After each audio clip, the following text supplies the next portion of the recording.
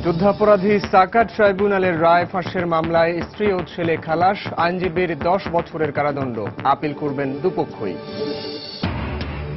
দুদিনের কর্মব্যস্ততার পর স্বল্প পরিসরে চলছে হাজারীবাগ ও পোস্তার কার্যক্রম। কম দাম হওয়ায় রাস্তায় চামড়া ফেলে গেছেন অনেকেই। লবণের দাম কমানোর আশ্বাস বাণিজ্য মন্ত্রীর। ঈদের তৃতীয় দিন সারা দেশের পর্যটন কেন্দ্রগুলোতে ভ্রমণ পিয়াসীদের ঢল। বিভিন্ন জায়গায় নিরাপত্তা ব্যবস্থা জোরদার। রংপুর চিড়িয়াখানায় বিভিন্ন বয়সী মানুষের ভিড়। এবং অমানবিক নির্যাতনের শিকার হতে হল চাঁদপুরের গৃহকর্মী শিশু জান্নাতকে। আশঙ্কাজনক অবস্থায় হাসপাতালে ভর্তি, আটক এক।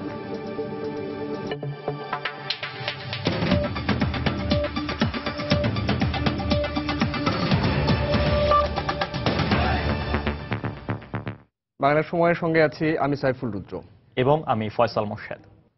সালাউদ্দিন কাদের চৌধুরীর বিরুদ্ধে যুদ্ধাপরাধ ট্রাইব্যুনালের রায় ফাঁসের মামলায় 5 জনকে বিভিন্ন মেয়াদে কারাদণ্ড ও সাকা চৌধুরীর স্ত্রী ও ছেলেকে খালাস দিয়েছেন আদালত।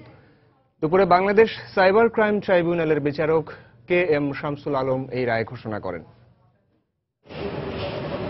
রায় ঘোষণার আগে ট্রাইব্যুনালে হাজির হন সাকা চৌধুরীর স্ত্রী ফরহাদ কাদের চৌধুরী। কারাগার থেকে মামলার অপর 4 আসামিকে আদালতে হাজির করে পুলিশ।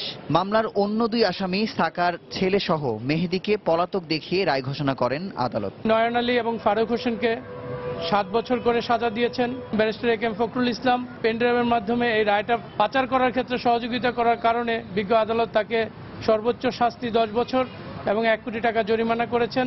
সালাউদ্দিন কাদের চৌধুরীর স্ত্রী এবং ছেলে তার কোনো সম্পৃক্ততা এবং তাদের বিরুদ্ধে কোনো সাক্ষী বিজ্ঞ আদালতের প্রচার না করায় বিজ্ঞ আদালত তাদেরকে খালাস দিয়েছেন। গত 4 আগস্ট মামলার যুক্তিতর্ক শেষে আদালত ত্যাগের সময় সামনের রাস্তা থেকে সাকার ছোট ছেলে হুম্মাম কাদের চৌধুরীকে ডিবি পরিচয়ে অপহরণ করে বলে অভিযোগ করেন তার আইনজীবী। এদিকে 5 জনকে বিভিন্ন মেয়াদে সাজা দেয়ায় ক্ষোভ প্রকাশ করেছেন আসামিপক্ষের আইনজীবী। তবে রায়ে উভয় পক্ষ অসন্তোষ প্রকাশ করে উচ্চ আদালতে আপিল করবেন বলে জানান। আসামি মনে করেন যে এই জাজমেন্টটি সম্পূর্ণ পলিটিক্যাল জাজমেন্ট হয়েছে, এটা জুডিশিয়াল কোনো জাজমেন্ট হয়নি। জুডিশিয়াল জাজমেন্ট হলে আসামি খালাস পাইত। আমরা রাষ্ট্রপক্ষ চেয়েছিলাম যে এই মামলার সমস্ত আসামি সাজা হোক। যেহেতু 2 জন আসামি অলরেডি খালাস হয়েছে, আমরা অবশ্যই এই রায়ের বিরুদ্ধে উচ্চ আদালতে যাব। 2013 সালের 1 অক্টোবর সাকা চৌধুরীর মানবতা বিরোধী অপরাধের রায় ঘোষণার আগেই তার খসড়া ফাঁস হওয়ার অভিযোগ তোলেন সাকার পরিবার। এই ঘটনায় 4 অক্টোবর তথ্য ও যোগাযোগ প্রযুক্তি আইনে শাহবাগ থানায় মামলাটি দায়ের করে ডিবি পুলিশ। মুজাহিদ শুভ, সময় সংবাদ, ঢাকা। 2 দিন পুরো দমে কর্মব্যস্ততার পর আজ সকাল থেকে স্বল্প পরিসরে চলছে হাজারীবাগ ও পোস্তার কার্যক্রম। তবে লক্ষ্যমাত্রা পূরণ হওয়ায় নতুন করে চামড়া কিনছেন না ট্যানারি মালিকরা। এছাড়া বেশ কিছু জায়গায় চামড়া বেচাকেনার ক্ষেত্রে অনিয়মের কথাও জানান তারা। এদিকে দাম কম হওয়ায় অনেকেই চামড়া ফেলে গেছেন রাস্তায়। গত বছরে চামড়ার একটি অংশ মজুদ থাকায় অন্যান্য বছরগুলোর মতো বেচাকেনা হচ্ছে না চামড়া। আর দাম কম হওয়ায় ঈদের তৃতীয় দিন হাজারীবাগে কাঁচা চামড়া না আসায় চামড়া কিনতে পারছেন না ব্যবসায়ীরা। ফলে অনেকটাই অবসর সময় কাটছে এই খাত সংশ্লিষ্টদের। 1400-1500 টাকার মাল কিনে আনে ব্যস্ত কত করে, এই কারণে মনে করেন আমগুলো কাজ কাম খুব খারাপ হয়েছে। চামড়াটাও এই জায়গার তো আগে যাইতো মনে করেন 10 টাকা খরচ, এখন মনে করেন লাগে 20 টাকা খরচ। চামড়া আসতেছে না, আর আমরা আসি বসে রয়েছি আর কি, মোটামুটি রিল্যাক্স, গা গোসল দুই ফ্রেশ হয়েছি আর কি। এদিকে চামড়া সংগ্রহের লক্ষ্যমাত্রা পূরণে ঈদের দ্বিতীয় দিন পর্যন্ত কর্মব্যস্ত ছিলেন ট্যানারি মালিকরা। তারা বলছেন এখন পর্যন্ত সংগ্রহ করা চামড়া দিয়েই বার্ষিক লক্ষ্যমাত্রা পূরণ সম্ভব। আর দাম কম হয় চামড়া ফেলে গেছেন অনেকেই। যেটা আমরা সংরক্ষণ করছি সেটা দিয়ে আশা করি আমাদের লক্ষ্যমাত্রা অর্জিত হবে। যদি আন্তর্জাতিক বাজার রেইজ করে, টোটালি আমরা যদি অর্ডার পাই। খরিদ্দার না থাকলে তো কি করবে, চামড়াটা নিয়ে কি করবে? যারা আনছে ওরা মানে কম দামে বেঁচে গেছে লস দিয়ে। চামড়া কিনবে না ট্যানারি সরাইবে, বিভিন্ন পরিস্থিতিতে চামড়া এবছর এখানে চামড়া ফালাই হয়ে গেছে। এবারের কোরবানিতে চামড়ার বাজার স্থিতিশীল বলে জানান ট্যানারি মালিকরা। তবে কয়েকটি জায়গায় অনিয়মের কারণে মৌসুমী ব্যবসায়ীরা ক্ষতিগ্রস্ত হয়েছেন বলে জানান তারা। কিছু কিছু জায়গায় কিছু অনিয়ম হয়েছে, সেই অনিয়মের মধ্যে রয়েছে পাড়ায় মহল্লায় কিছু কিছু ছেলে পেলে বিভিন্ন সংগঠনের নাম করে চামড়া তারা কিনে নিয়েছে। আগামী 10 থেকে 15 দিন পর রাজধানীর বাইরে থেকে ঢাকা এবং সাভারের ট্যানারিগুলোতে লবণজাত চামড়া আসবে বলে জানান ব্যবসায়ীরা। এখন ট্যানারিতে সাভারে চামড়া যাবে, হাজারীবাগেও আসবে, সব মিলায় যদি আমরা সিলেকশন বা প্রক্রিয়া কতটুকু সম্ভব হয়েছে 100% হয়েছে কিনা সেটা আমরা বুঝতে পারবো এক সপ্তাহ পরে। ব্যবসায়ীরা বলছেন চামড়া খাত স্বাভাবিক রাখতে হলে সরকারকে লবণের দাম সহনীয় পর্যায়ে আনতে হবে, অন্যথায় ক্ষতিগ্রস্ত হবে চামড়া শিল্প ও এ খাত সংশ্লিষ্টরা। কাজল আব্দুল্লাহ, সময় সংবাদ, ঢাকা। কোরবানি পশুর চামড়ার বাজারের খবর জানাতে এই মুহূর্তে রাজধানীর পোস্তায় আছেন রিপোর্টার সামিউল মঈদ ও হাজারীবাগে আছেন রিপোর্টার হাজেরা শুলিয়ে। আমরা সরাসরি চলে যাচ্ছি তাদের কাছে। প্রথমে যাচ্ছি মঈদের কাছে। মঈদ,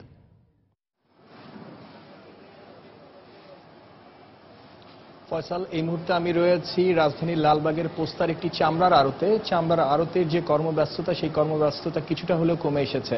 এখানে আসার পর আমি কথা বলেছিলাম যারা শ্রমিক আছে তাদের সাথে। শ্রমিকরা আমাকে জানিয়েছে যে ঈদের দিন এবং ঈদের পরের দিন তাদের যে কাজের চাপ ছিল সেই কাজ অনেকটা কমে গিয়েছে। সাধারণত দেখা যায় চামড়াগুলো যখন মৌসুমী ব্যবসায়ীদের হাত ধরে এই পোস্তার আড়তে আসে, সেই পোস্তার আড়তে আসার পর কিন্তু দেখা যায় যে সেখানে লবণ দিয়ে প্রক্রিয়াজাত করা হয় এবং লবণ দিয়ে প্রক্রিয়াজাত করার পর কিন্তু তারা এই চামড়াটি সংরক্ষণের জন্য তারা রাখেন এবং এখানে এই পোস্তায় প্রায় 300 জন আড়তদার রয়েছে যারা আসলে এখানে চামড়া সংরক্ষণ করছে এবং এই লবণ দেওয়ার পর চামড়া অন্তত পক্ষে 10 দিন রাখতে হয় এবং 10 দিন রাখার পর পরবর্তীতে এই চামড়াগুলো যে ট্যানারি আছে সেই ট্যানারিগুলোতে চলে যায়। আমি এখানে যে স্কিন এবং হাইড মার্চেন্ট অ্যাসোসিয়েশন রয়েছে সেই অ্যাসোসিয়েশনের যে নেতৃবৃন্দ রয়েছে তাদের সাথে কথা বলেছিলাম। ফয়সাল, আমাকে তারা জানিয়েছেন যে তাদের এই চামড়া প্রক্রিয়াজাতকরণের ক্ষেত্রে তারা এই বছর লক্ষ্যমাত্রা নির্ধারণ করেছিল প্রায় 5 লাখ এবং এই 5 লাখের প্রায় কাছাকাছি পরিমাণ চামড়া তারা সংরক্ষণের জন্য কিন্তু তারা মৌসুমী ব্যবসায়ীদের কাছ থেকে এখানে সংগ্রহ করেছেন। একটি বিষয় নিয়ে তারা আমাকে কথা বলেছেন যে ঢাকার বাইরে যে চামড়াগুলো রয়েছে সেই চামড়াগুলো এখনো আসেনি, ঢাকার ভেতর ঢুকতে শুরু করেনি, তবে আগামী রোববার এবং সোমবার থেকে কিন্তু এই চামড়াগুলো আস্তে আস্তে এই পোস্তার যে আড়তগুলো রয়েছে সেই আড়তগুলোতে ঢুকতে শুরু করবে। এখানে একটি বিষয় গুরুত্বপূর্ণ হলো যে চামড়া সংরক্ষণের জন্য দেখা যায় লবণের একটি পরিমাণ প্রয়োজন হয় এবং এই লবণের দেখা যায় যে দাম, সেই লবণের যে দাম সেই দাম কিন্তু আস্তে আস্তে সেই লবণের দাম কিন্তু দেখা যায় ঈদের দিনও প্রায় প্রতি বস্তায় 74 কেজি পরিমাণ থাকে, সেটা 2000 টাকা পর্যন্ত উঠেছিল, তবে বর্তমানে সেই লবণের দাম কমে 900 টাকা এসে দাঁড়িয়েছে। তবে শ্রমিকের যে মূল্য সেই শ্রমিক আসলে এখানে ঘাটতি রয়েছে বলে আমাকে সেই অ্যাসোসিয়েশনের পক্ষ থেকে জানানো হয়েছে।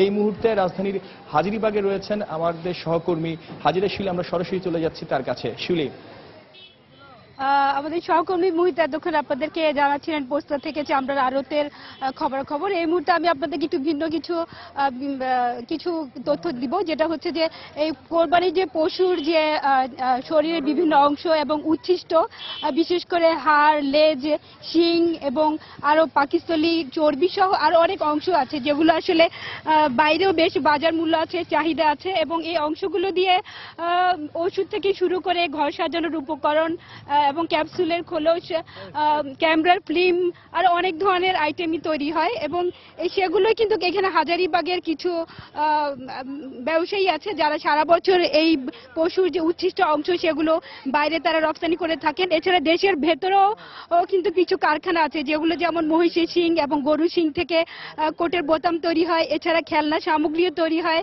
এবং এইসব সামগ্রীগুলো যেমন স্থানীয় বাজারে বিক্রি করা হয় এবং এছাড়া শুধু যে গরুর বিভিন্ন অংশ সেক্ষেত্রে যেমন হাড় আছে, পেনিস আছে, শিং আছে, সেগুলো কিন্তু বিক্রি করা হয়। তো আজকে আমরা যেটা দেখতে পাচ্ছি এখানে ছোট ছোট ঘরের মধ্যে করে এই উচ্ছিষ্ট অংশগুলো তারা সংগ্রহ করছেন এবং ট্যানারিগুলো থেকে এই বিভিন্ন ভ্যান গাড়িতে রিক্সা করে সেগুলো আনা হচ্ছে এবং আপনারা দেখতে পাচ্ছেন যে শ্রমিকরা বস্তায় ভরে সেগুলো বলে ভরছেন, আবার সেগুলো তারা আবার নিয়ে যাচ্ছেন তাদের যেগুলো তারা সংরক্ষণ করেন সেখানে এবং সেগুলো কিন্তু শুকিয়ে এইসব অংশগুলো যেমন হাড়গুলো এবং গরুর যে পেনিস সেটাও কিন্তু অনেক ক্ষেত্রে পশুর খাবার হিসেবে ব্যবহার করা হয়, পশু পাখির খাবার, কুকুরের খাবার এবং অনেক ক্ষেত্রে যে নারী বুড়ি সেগুলো কিন্তু সেগুলো বাইরে অনেকে স্যুপ হিসাবে খেয়ে থাকে কোরিয়ানরা এবং ভিয়েতনাম সহ বিভিন্ন দেশে।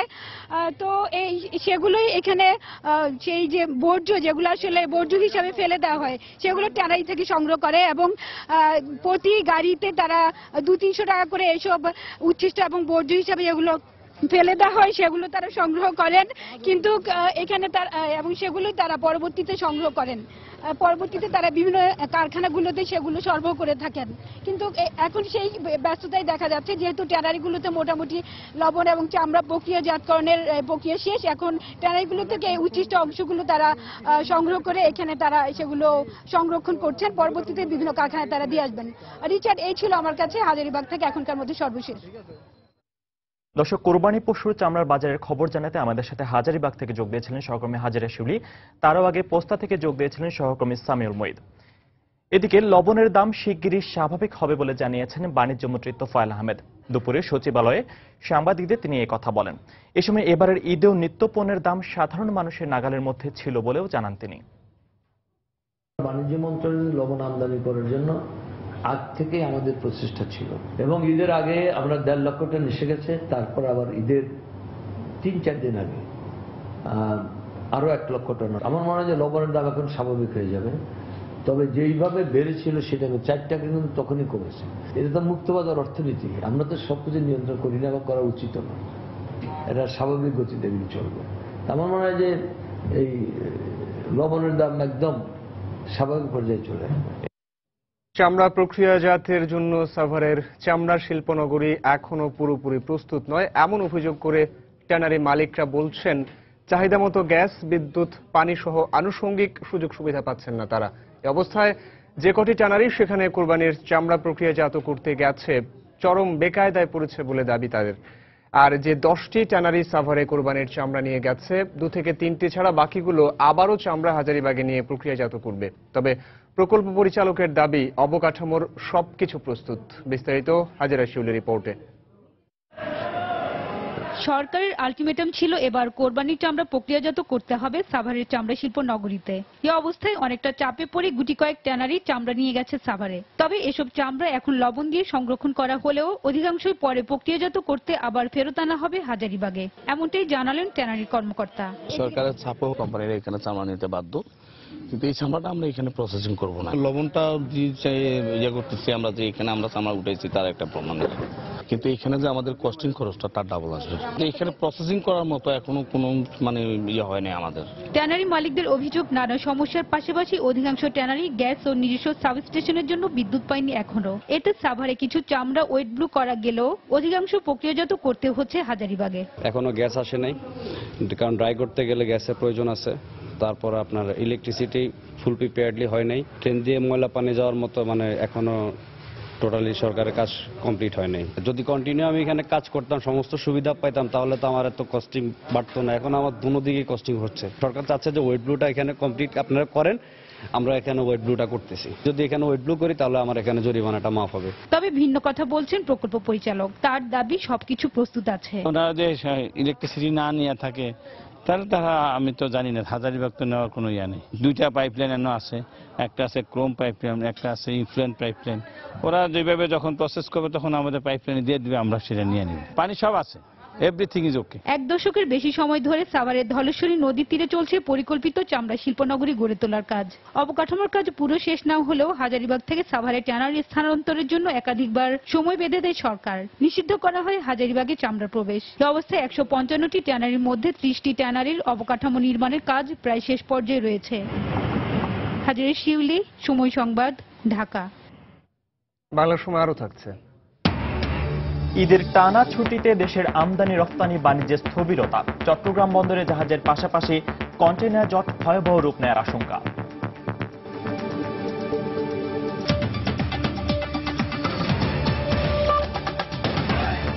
ঈদের ছুটি শেষ হলেও দেশ জুড়ে এখনো রয়েছে ঈদের আমেজ। ঈদ আনন্দ উদযাপনের সকাল থেকেই চট্টগ্রাম ও সিলেটবাসী ভিড় করছেন বিনোদন কেন্দ্রগুলোতে।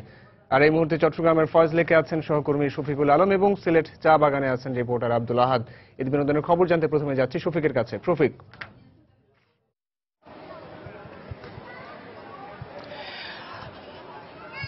রুদ্র, আপনাকে ধন্যবাদ। সকাল, দুপুর, বিকাল গড়িয়ে এখন সন্ধ্যা সময়, এখন কিন্তু মানুষের সেরকম ভিড় আমরা দেখতে পাচ্ছি না, যেহেতু 7টার পরে কিন্তু এই পার্কটি বন্ধ হয়ে যাবে, সেহেতু সবাই চলে যাচ্ছে। তো এখানে আপনার বেশ কিছু আমি তথ্য আপনাকে জানিয়ে রাখি। এই ফয়েজ লেকের মধ্যে বেশ কিছু বিনোদন কেন্দ্র রয়েছে। আমি যেখানে দাঁড়িয়ে আছি এটি হচ্ছে সি ওয়ার্ল্ড। এখানে বেশ কয়েকটি স্পটও রয়েছে এবং এর পাশাপাশি আরেকটি রয়েছে অ্যামিউজমেন্ট পার্ক, যেটাতে বিভিন্ন রকমের শিশুদের, বিভিন্ন বয়সী, নানা রকম মানুষের যেগুলো রাইডস গুলো রয়েছে এবং সেখানে কিন্তু বিভিন্ন বয়সী মানুষরা এসে যাতে আনন্দ করতে পারে সেই জন্য বিভিন্ন রকমের বিনোদন কেন্দ্র রয়েছে। এবং চট্টগ্রামে যে বিনোদন কেন্দ্রগুলো মূলত রয়েছে সবচেয়ে উন্নতমান এবং সবচেয়ে আকর্ষণীয় হচ্ছে এই ফয়েজ লেক। এবং ফয়েজ লেকের যে মনোরম যে এখানে যে লেকটি রয়েছে এটি হচ্ছে খুব আকর্ষণীয় লেক। এখানে স্বচ্ছ পানি রয়েছে এবং উভয় পাশে কিন্তু সবুজে ঘেরা এখানে পাহাড় রয়েছে। সবকিছু মিলে এটি খুব সুন্দর এবং আকর্ষণীয় একটি বিষয়। তো এই মুহূর্তে এখানে এই যে বিষয়টি বলতে যাচ্ছি সেটি হচ্ছে সন্ধ্যা যেহেতু চলে আসছে সেই জন্য সবাই চলে যাচ্ছে। আমরা চলে যাচ্ছি সিলেটে, আমাদের প্রতিনিধি রয়েছে আহাদ, আমরা আহাদের কাছে চলে যাচ্ছি সিলেটে।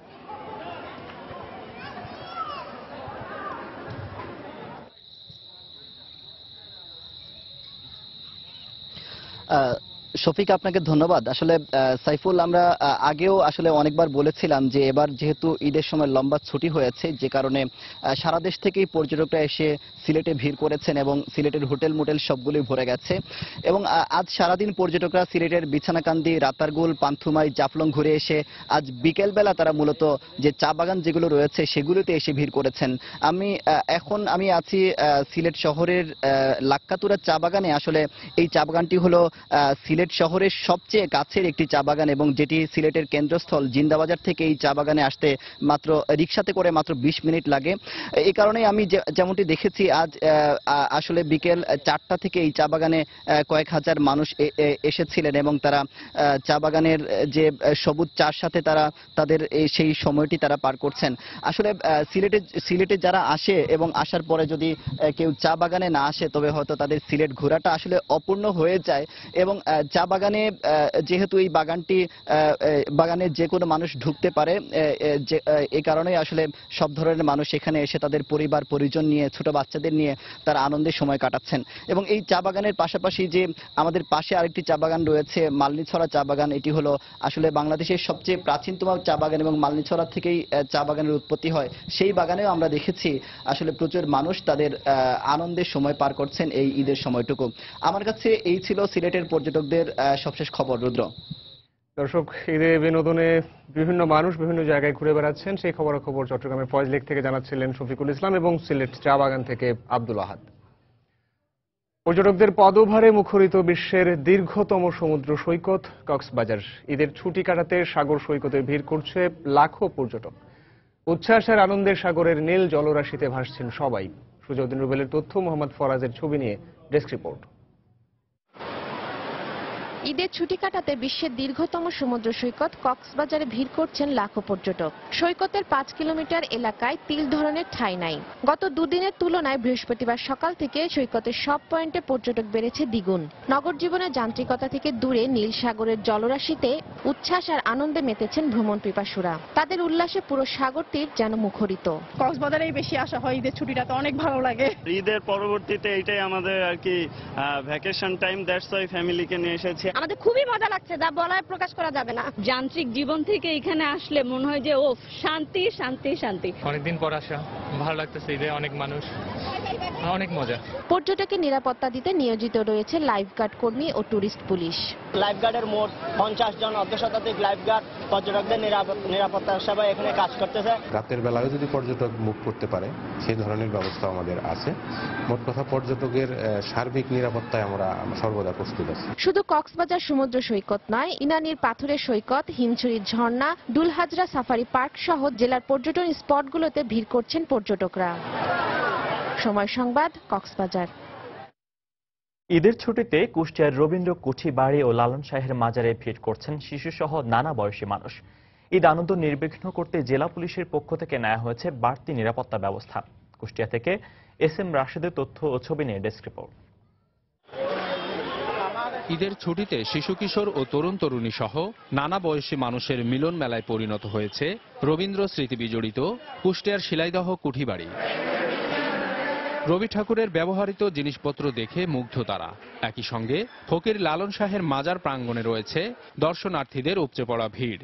আড্ডা সহ কেউ কেউ আনন্দঘন মুহূর্ত ছবির ফ্রেমে বন্দী করে রাখতে ব্যস্ত সময় পার করছে।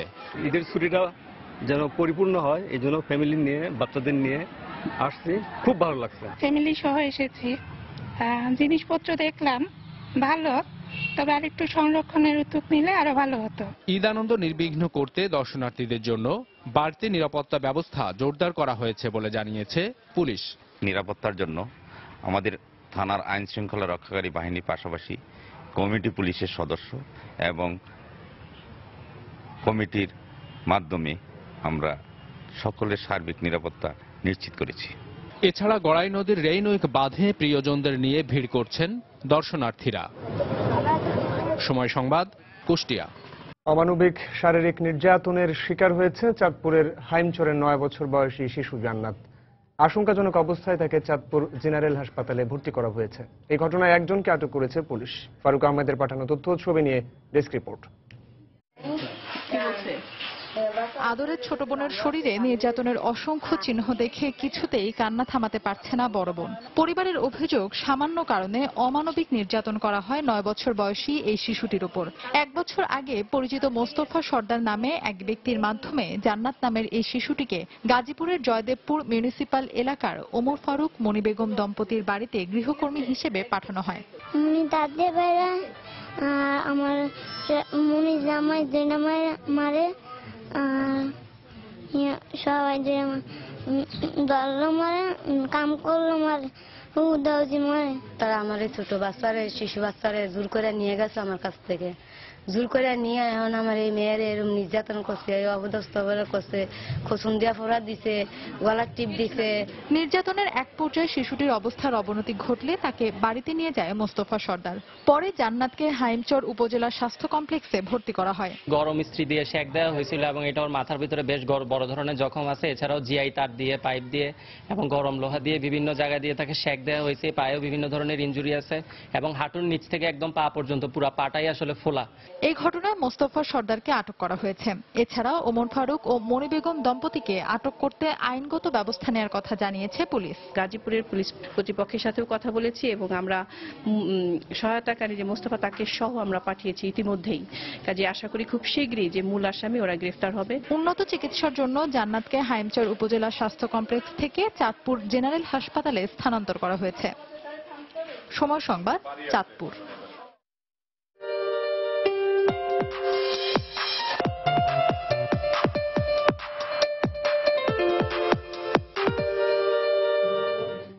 শেষ হলো ঈদের ছুটি। প্রিয়জনের সঙ্গে ঈদের আনন্দ কাটিয়ে কর্মক্ষেত্রে ফিরতে শুরু করেছেন সর্বস্তরের মানুষ। দক্ষিণাঞ্চলের বিভিন্ন জেলা থেকে আসা যাত্রীদের ভিড় দেখা গেছে মাদারীপুরের কাউড়াকান্দি ঘাটে। কয়েক কিলোমিটার রাস্তা হেঁটে ঘাটে পৌঁছাতে দেখা গেছে সবাইকে। পরে লঞ্চ, স্পিডবোট ও ফেরিতে করে বিভিন্ন গন্তব্যে রওনা দিচ্ছেন তারা।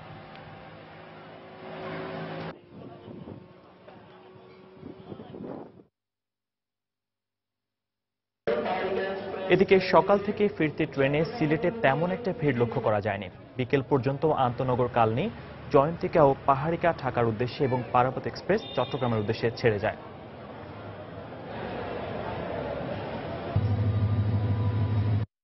আমি চাকরিজীবী, ঈদ শেষ, ছুটি শেষ, চলে যাচ্ছি বাসাতে।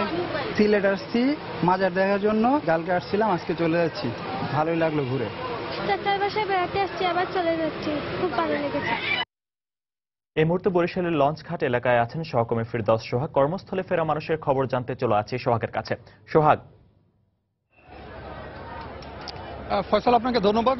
বরিশাল নদীবন্দর থেকে আজকে 10টি লঞ্চ রাজধানীমুখী হচ্ছে।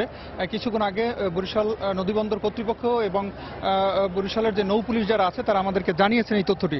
আমরা একটু জানিয়ে দেওয়ার চেষ্টা করি যে লঞ্চগুলো বরিশাল থেকে ঢাকার উদ্দেশ্যে ছেড়ে যাবে। সেগুলো হচ্ছে কীর্তনখোলা 2, দ্বীপরাজের সুন্দরবন 10, সুন্দরবন 8, সুরভি 7, টিপু 7, পারাবাত 11, পারাবাত 10, পারাবাত 2 এবং কালামখান 1। এই মোট 10টি লঞ্চ বরিশাল থেকে রাজধানীমুখী হবে। একটা জিনিস জানিয়ে রাখি, রাখি যে ঈদ শেষে আবার কর্মস্থলমুখী হচ্ছে মানুষ। এরই অংশ হিসাবে বরিশাল থেকে রাজধানীমুখী মানুষের ভিড় একটু একটু করে কিন্তু বাড়ছে। বরিশালের নৌপথের যাত্রীদের যাত্রা নির্বিঘ্ন করতে আজ নানা ব্যবস্থা নিয়েছে কর্তৃপক্ষ। তারই অংশ হিসাবে রাজধানীমুখী যাত্রীদের জন্য স্পেশাল সার্ভিসেরও আয়োজন রয়েছে। বরিশাল থেকে সরাসরি 18টি লঞ্চ আসলে স্পেশাল ট্রিপে রয়েছে। এর মধ্যে 10টি লঞ্চ আজকে বরিশাল থেকে ছেড়ে যাবে। ইতিমধ্যে দুটি গ্রিন লাইনের যে দুটি পরিবহন রয়েছে নৌপথের, সে দুটি ছেড়ে গেছে, সকালে একটি আর বিকেলে আরেকটি। দর্শকদের উদ্দেশ্যে একটা জিনিস জানিয়ে রাখি যে বরিশালে যতগুলো লঞ্চ চলাচল করে এই 18টি লঞ্চ এবং 5টি স্টিমার এর মধ্যে অন্তর্ভুক্ত রয়েছে। লঞ্চগুলোতে মোট 717টি সিঙ্গেল কেবিন, 671টি ডাবল কেবিন এবং 33টি ফ্যামিলি কেবিন এবং 84টি ভিআইপি কেবিন রয়েছে। আর যে স্টিমারগুলো আজকে যাত্রা করবে সেগুলোতেও কিন্তু সরকারি হিসেব অনুসারে আমরা যেটা দেখাবার চেষ্টা করছি যে সরকারি হিসেব অনুসারে যে কেবিনগুলো রয়েছে তাতেও তিল ধরনের ঠাঁই নেই। আর বরিশাল নদী বন্দর থেকে যে লঞ্চগুলো যাত্রা করবে সেই লঞ্চগুলোতেও মোটামুটি আমরা বেশ যে ধারণ ক্ষমতার চেয়েও বেশি কিন্তু যাত্রীদের নিয়ে তারা যাত্রা করবে এমনটি আমরা দেখেছি। আস্তে আস্তে ভিড় বাড়ছে। সাধারণত লঞ্চগুলো 8:30 থেকে শুরু করে 9:45 এই সময়ের মধ্যে যাত্রা শুরু করে।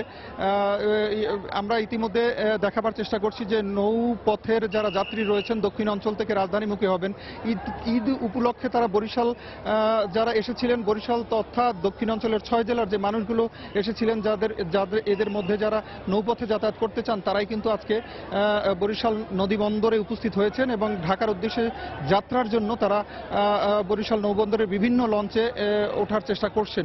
ইতিমধ্যে কিন্তু লঞ্চগুলোতে প্রচুর আমরা ভিড় লক্ষ্য করছি। আমরা দেখাবার চেষ্টা করছি বরিশাল নৌবন্দরের যে প্ল্যাটফর্ম রয়েছে সেখানে যে মানুষের ইতিমধ্যে ঢল নেমেছে প্রায় বলা যায়। অবশ্য এখন পর্যন্ত কিন্তু বরিশাল নদী বন্দরের বরিশাল নদী বন্দরের কিন্তু যে পরিস্থিতি রয়েছে তাতে কিন্তু একটা জিনিস বলা যায় তাতে কিন্তু মোটামুটি প্রচুর লোক রয়েছে এবং আগামী 2 দিন কিন্তু সরকারি ছুটি রয়েছে, শুক্রবার এবং শনিবার। এর মধ্যেই কিন্তু ভিড় লক্ষ্য করা গেছে। আমরা যেটা জানতে পেরেছি যে আজকে থেকে শুরু হয় 7 দিন স্পেশাল ট্রিপ চলার কথা রয়েছে। যদি যাত্রীদের ভিড় বেশি থাকে তাহলে হয়তো এই স্পেশাল ট্রিপের সংখ্যা বাড়তেও পারে। এই ছিল আমার কাছে মোটামুটি বরিশাল নদীবন্দর থেকে রাজধানীমুখী লোকের খবরাখবর। আমরা এখন ফিরছি স্টুডিওতে। ফয়সাল। দর্শক, ঈদের ছুটি কাটিয়ে কর্মস্থলে ফেরা মানুষের খবর জানাতে বরিশাল লঞ্চঘাট থেকে আমাদের সাথে সরাসরি যোগ দিয়েছিলেন সহকর্মী ফেরদাউস সোহাগ। বাংলা সময় আরও থাকছে। 3.5 মাসেও ঘুরে দাঁড়াতে পারেনি ঘূর্ণিঝড় রোয়ানু ক্ষতিগ্রস্ত ভোলার তজুমউদ্দিনের 2 শতাধিক পরিবার। বেড়ি বাঁধের উপর ঝুপড়ি আর তাঁবুতে মানবেতর জীবনযাপন।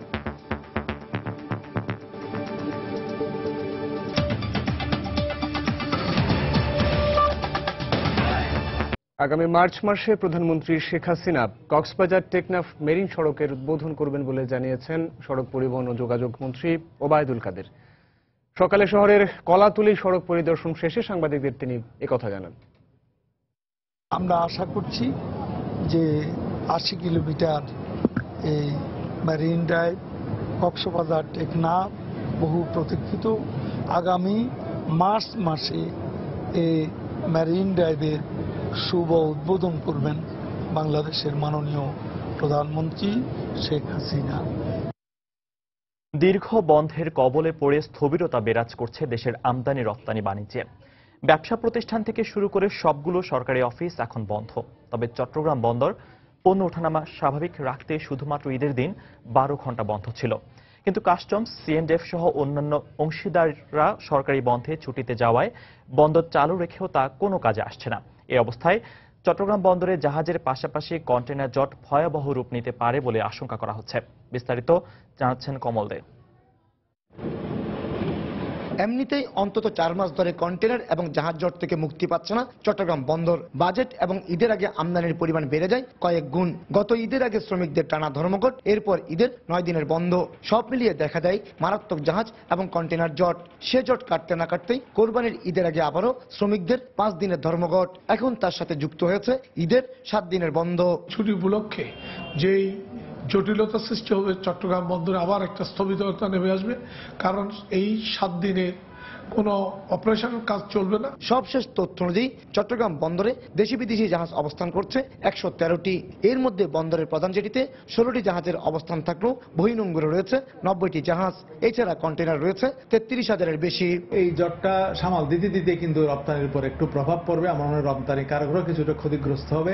জাহাজের জট, রপ্তানির জট, আমদানির জট সব মিলিয়ে চট্টগ্রাম বন্দরে কিন্তু একটা জটের সামনে আসছে। আমদানি রপ্তানি বাণিজ্য এবং অর্থনীতির গতিকে সচল রাখতে অংশীদারদেরও বন্দরের নীতি অনুসরণ করা দরকার বলে মনে করেন এই বন্দর কর্মকর্তা। কন্টেনার যখন পৌঁছাবে আমাদের এখানে, আমরা সেটা লোড করব জাহাজে এবং আনলোড করব।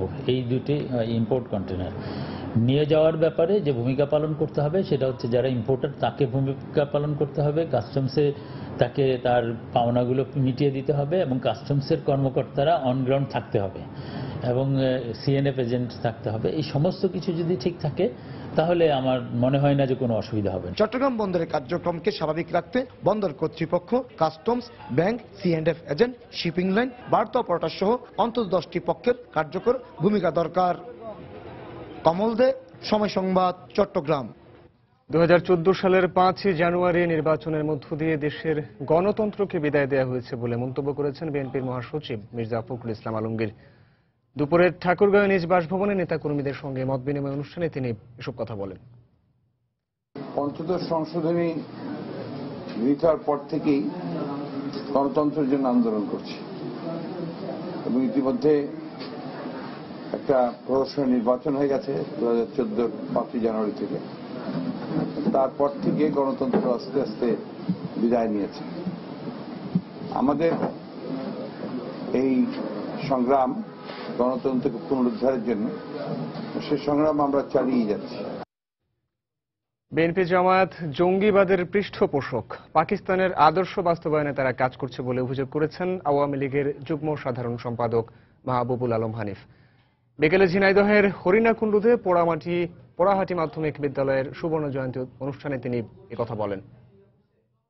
এই বিএনপি জামাত এরা পাকিস্তানের আদর্শিত, এরা পাকিস্তানের স্বপ্ন এখনো বাস্তবায়নের জন্য কাজ করে যাচ্ছেন।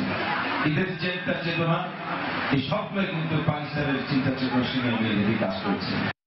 কিশোরগঞ্জে গুলিবিদ্ধ হয়ে রিপন নামে একজনের মৃত্যু হয়েছে। পুলিশ বলছে বন্দুকযুদ্ধে তার মৃত্যু হয়েছে।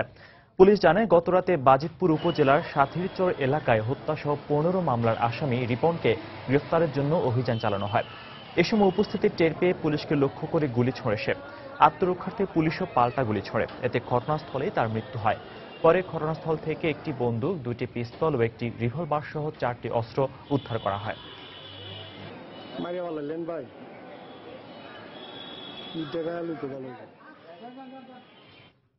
3.5 মাসেও ঘুরে দাঁড়াতে পারেনি ঘূর্ণিঝড় রোয়ানু ক্ষতিগ্রস্ত ভোলার তুজুমুদ্দিনের 2 শতাধিক পরিবার।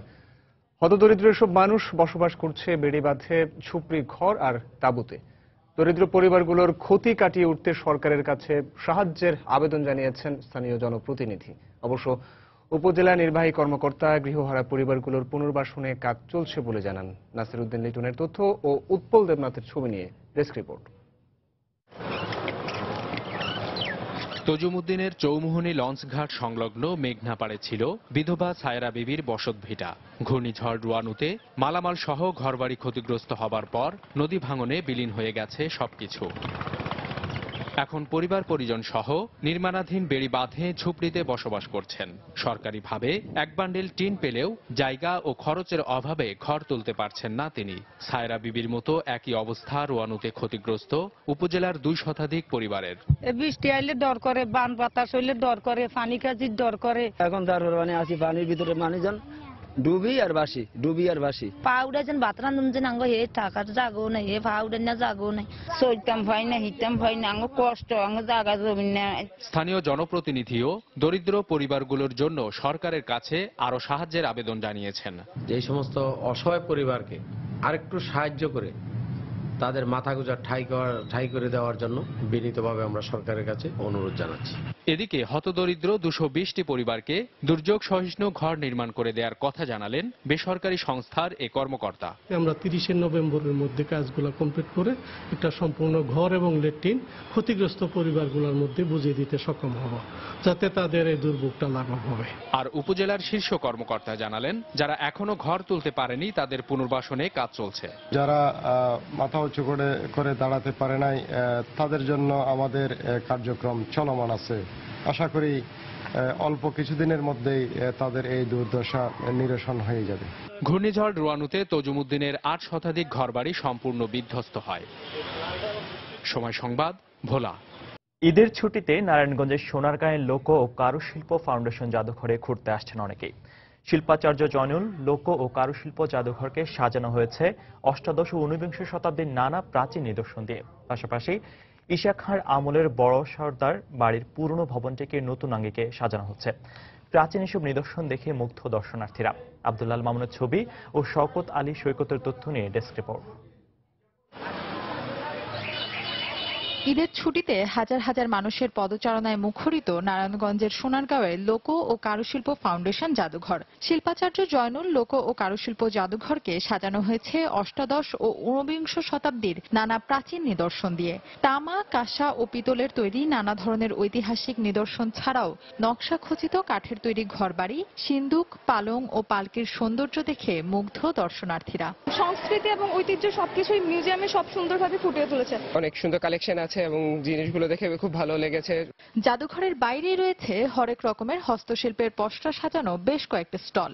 এর পাশেই মনোরম প্রাকৃতিক লেকে নৌকায় ভ্রমণ দর্শনার্থীদের বিনোদনে বাড়তি মাত্রা যোগ করেছে। নেচারের সাথে অনেক কানেক্টেড, এজন্য ভালো লাগে। বোটিং করলাম, এখানে ভিউটা অনেক সুন্দর। সামনেই চোখে পড়বে ঈশা খাঁর আমলের বড় সর্দার বাড়ি নামে খ্যাত ঐতিহাসিক পুরনো ভবনটি। আর ঐতিহ্যকে ধরে রেখে সেই আদলেই নতুন আঙ্গিকে ভবনটির সংস্কার করা হচ্ছে। লোক ও কারুশিল্প ফাউন্ডেশনের কর্মকর্তা জানালেন, এখানেই বাংলার সেই ঐতিহ্যবাহী মসলিনের উৎপত্তি। মসলিন সেই শাড়ি কিন্তু একটা রিংয়ের ভেতর দিয়ে পার করা যেত। শুধু তাই নয়, একটা দেশলাইয়ের বাক্সে ভাঁজ করে শাড়িটি রাখা যেত। সেটা কিন্তু অতীত ইতিহাস, প্রায় 600 বছর আগের ইতিহাসের কথা বলছি। তখনই কিন্তু সারা পৃথিবীতে সোনারগাঁ পরিচিত ছিল। জাদুঘর দেখে দর্শনার্থীরা ছুটছেন ঈশা খাঁর আমলের প্রাচীন বাংলার রাজধানী ঐতিহাসিক পানাম নগরীতে। এখানকার প্রায় ধসে পড়া ভবনগুলোকে বিলুপ্তির হাত থেকে রক্ষার জন্য গেল বছর থেকে সংস্কার কাজ শুরু করেছে প্রত্নতত্ত্ব অধিদপ্তর। যেটা আমি বই পড়েছি সেটা এখন আমি চোখে দেখতে পাচ্ছি। এখানে কোনো গাইড নেই আমাদের সাথে, সেজন্য খারাপ লাগছে। আরেকটা বিষয় খারাপ লাগছে, এখানে আমরা বাড়িগুলি দেখছি কিন্তু কোনো নেম প্লেট নেই, আমরা বুঝতে পারছি না যে এটা কার বাড়ি। চট্টগ্রাম ইপিজেড এর দক্ষিণ কোরিয়ান প্রতিষ্ঠান ইয়াং ওয়ান এর স্বত্বাধিকারী কিয়ারসাং এর অনুদানে প্রায় 20 কোটি টাকা ব্যয়ে বড় সর্দার বাড়ির ভবনটিকে নতুন আঙ্গিকে সাজানো হচ্ছে। সময় সংবাদ, নারায়ণগঞ্জ। ঈদের 3 দিন ধরে বিনোদন প্রিয় বিভিন্ন বয়সী মানুষ ভিড় করছেন রংপুর বিভাগের একমাত্র চিড়িয়াখানায়। বানর, বাঘ, ভালুক ও জলহস্তী সহ নানা প্রজাতির পশু পাখির সান্নিধ্যে কিছুটা সময় কাটিয়ে আনন্দে মেতে উঠছেন তারা। দর্শনার্থীরা বলছেন, খানিকটা বিনোদনের জন্যই এখানে আসা তাদের। শাকিল মাহমুদের ক্যামেরায় জানাচ্ছেন মানিক সরকার। ঈদের তৃতীয় দিনেও বিনোদন প্রিয় মানুষের পদচারণায় মুখর এখন রংপুর অঞ্চলের একমাত্র চিড়িয়াখানা এবং বিনোদন উদ্যানটি। সকাল থেকেই বিভিন্ন বয়সী মানুষজন আসছেন, তারা ছুটছেন এক খাঁচা থেকে আর এক খাঁচায় খানিকটা আনন্দ নেবার জন্য। আমি চিড়িয়াখানাতে বেড়াতে এসেছি, কারণ আমি অনেক কিছু দেখেছি। বাবুকে বানর দেখালাম, সে থেকে অনেক খুশি হয়েছে। আমি আমার আব্বু আম্মু দাদা দাদির সঙ্গে চিড়িয়াখানায় আসছি, আনন্দ করতে আসছি। বাঘ, ভালুক, জলহস্তী সহ চিড়িয়াখানায় বিভিন্ন প্রজাতির জীবজন্তু থাকলেও মানুষজন ছুটছে বানরের খাঁচা এবং চট্টগ্রাম থেকে আসা সদ্য সিংহের খাঁচার দিকে। আমি বাঘ দেখেছি, সিংহ দেখেছি, কুমির দেখেছি। খুব আনন্দ লাগতেছে আমাদের, সবাই নিয়ে আসছে, ফ্যামিলি সহ আসছে আমরা। কর্তৃপক্ষ বলছেন, গত দুদিনের তুলনায় আজ আরো বেশি মানুষের পদচারণায় মুখর হয়ে উঠেছে এই চিড়িয়াখানাটি। স্বাভাবিক দিনগুলোতে মানুষের সংখ্যা একটু বেশি এবং আমরা আশা করতেছি যে পূর্বে আসছে দিনগুলোতে হয়তো বা আরো মানুষের সংখ্যা বাড়বে। 1990 সালে প্রতিষ্ঠার পর থেকে আজ অবধি রংপুর অঞ্চলের মানুষের বিনোদন মিটিয়ে আসছে রংপুরের এই চিড়িয়াখানাটি। মানিক সরকার, সময় সংবাদ, রংপুর। একই চিত্র দেখা গেছে সাগরকন্যা খ্যাত পর্যটন কেন্দ্র কুয়াকাটায়। সমুদ্রতীর সহ প্রতিটি পর্যটন স্পট এখন মুখরিত দর্শনার্থীদের পদচারণায়। বরগুনা প্রতিনিধি এম এ আজিমের পাঠানো তথ্য ও এস এম সিফাতের ছবি নিয়ে ডেস্ক রিপোর্ট। ঈদে লম্বা ছুটি থাকায় দেশের বিভিন্ন স্থান থেকে ভ্রমণ পিপাসুরা সপরিবারে বেড়াতে এসেছেন সূর্যোদয় ও সূর্যাস্তের বেলাভূমি পটুয়াখালীর কুয়াকাটায়। উত্তাল ঢেউয়ে সমুদ্র স্নানে মেতে উঠেছেন তারা। শিশু ও নারী সহ নানা বয়সী মানুষের পদচারণায় এখন মুখর সাগরকন্যা। সূর্য অস্ত সূর্য উদয় দুইটাই একসাথে আমরা দেখতে পাই। এখানে ঘোরাফেরা করে খুব ভালো লাগছে, আরো এখানে বিভিন্ন ধরনের মন্দির এবং সুন্দর জায়গা আছে, সেখানে ঘুরতে যাব। বাচ্চাদের নিয়ে একটু আসলাম, আনন্দ নিজেরাও করলাম, বেশ ভালোই লাগলো। সমুদ্র দেখতে কান্না ভালো লাগে, খুবই মজা লেগেছে আর আনন্দও করেছি অনেক। হোটেল মোটেলগুলোতে এবার পর্যটকের আগমন বেশি বলে জানালেন সংশ্লিষ্ট ব্যবসায়ীরা। যোগাযোগ ব্যবস্থা উন্নতির ফলে কুয়াকাটাতে পর্যটক আগমন অন্যান্য বছরের তুলনায় অনেক বাড়ছে। শনিবার পর্যন্ত ছুটি আছে, যার জন্য এবার আশা করি একটু রমজানের ঈদের চাইতে এবার বেশি লোক হবে। দেশি বিদেশি পর্যটক, অসংখ্য পর্যটক আসবে, এটা আমরা বিশ্বাস করি এবং অনেক গ্যাদার হবে। এখন লোকজন আসতেছে আর সম্ভবত ইনশাল্লাহ ভালো হবে। আর কমপক্ষে 7 থেকে 10 দিন টার্গেট আছে বেচা কিনে করার। অন্যদিকে বাড়তি পর্যটকদের কথা মাথায় রেখে নিরাপত্তা ব্যবস্থা জোরদার করেছে টুরিস্ট পুলিশ।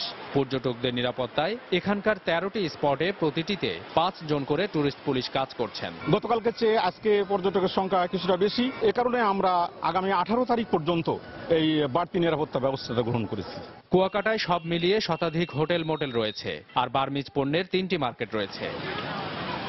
সময় সংবাদ, কুয়াকাটা, পটুয়াখালী। বাংলা সময়ের শীর্ষ সংবাদগুলো জানাবো আরো একবার।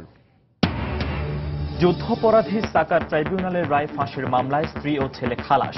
আইনজীবীর 10 বছরের কারাদণ্ড, আপিল করবেন দুপক্ষই। দুদিনের কর্মব্যস্ততার পর স্বল্প পরিসরে চলছে হাজারীবাগ ও পোস্তার কার্যক্রম। কম দাম হওয়ায় রাস্তায় চামড়া ফেলে গেছেন অনেকেই। লবণের দাম কমানোর আশ্বাস বাণিজ্যমন্ত্রীর। ঈদের তৃতীয় দিন সারা দেশের পর্যটন কেন্দ্রগুলোতে ভ্রমণ পিয়াসীদের ঢল। বিভিন্ন জায়গায় নিরাপত্তা ব্যবস্থা জোরদার। রংপুর চিড়িয়াখানায় বিভিন্ন বয়সী মানুষের ভিড়। এবং অমানবিক নির্যাতনের শিকার হতে হল চাঁদপুরের গৃহকর্মী শিশু জান্নাতকে। আশঙ্কাজনক অবস্থায় হাসপাতালে ভর্তি, আটক 1। এই ছিল বাংলা সময়। যে কোনো খবর পেতে ভিজিট করুন সময়নিউজ.tv। এছাড়া এইমাত্র পাওয়া খবর আপনার মোবাইলে পেতে SMS করুন, স্টার্ট স্পেস BN লিখে পাঠিয়ে দিন 16242 নম্বরে। সঙ্গে থাকুন সময়।